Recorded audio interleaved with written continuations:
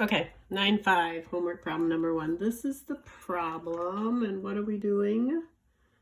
Deciding whether it converges or diverges, or if the ratio test is inconclusive, say why.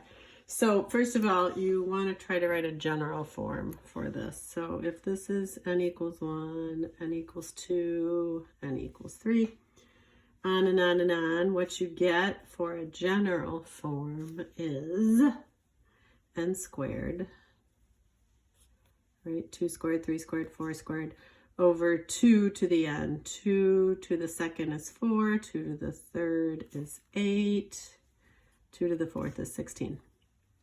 Okay, so this is your general form for that sequence.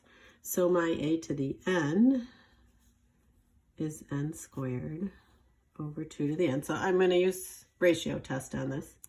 And my a to the n plus 1 is going to be n plus 1 squared over 2 to the n plus 1. So now what I want to do is take the limit as n approaches infinity of a to the n plus 1, which is right there.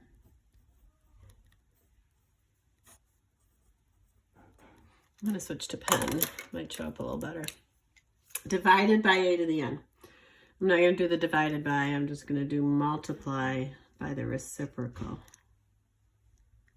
of a to the n, which would be 2 to the n over n squared.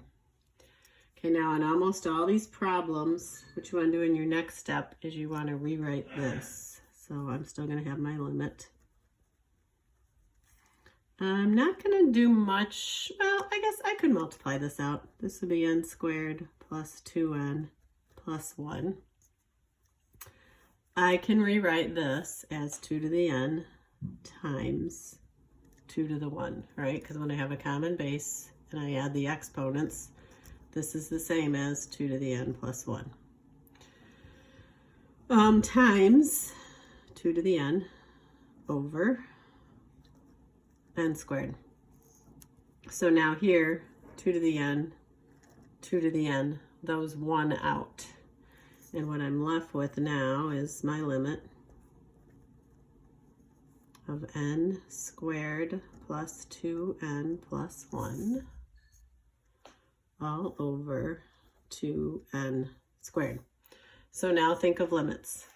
So we have same over same for our degree here. And anything of a lower degree I ignore.